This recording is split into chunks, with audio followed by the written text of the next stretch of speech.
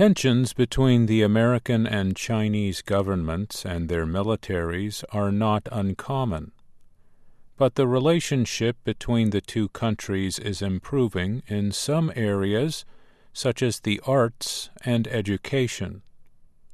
Supporters of this growing relationship believe this is producing economic and cultural benefits for citizens of both countries. Opponents in the United States, however, see it as dangerous. Susan Pertel Jain is the executive director of the University of California, Los Angeles Confucius Institute. She says American parents want their children to learn Chinese.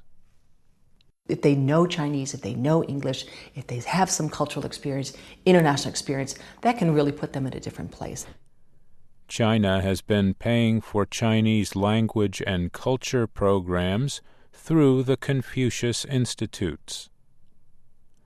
Carol Chen teaches Mandarin immersion classes to kindergarten students at Broadway Elementary School, a public school in Los Angeles.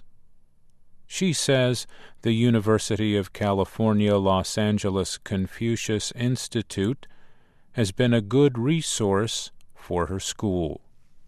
One of the year they actually brought in the Chinese folk culture tradition to the campus. China has opened almost 500 Confucius Institutes throughout the world. Most of them are on university campuses. Perry Link, of the University of California, Riverside, has been a long-time critic of China's efforts. He says Confucius Institutes are an example of China's soft power. Hard power is military things, and soft power is cultural or educational things that cause people in other countries to view one's own country in a more friendly way. Link says having Confucius Institutes on university campuses is troubling because it limits academic freedom to discuss China's human rights issues. It's induced self-censorship. That is, we're going to give you this fund, and you can invite speakers about China, and the fund comes from Beijing, and you know that, and we know that. Now, as the director of a Confucius Institute, do you think, oh, I'll invite the Dalai Lama to speak? No, of course you don't do that.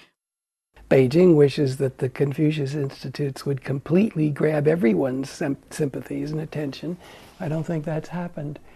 But Susan Pertel Jain says the Institute does not censor itself.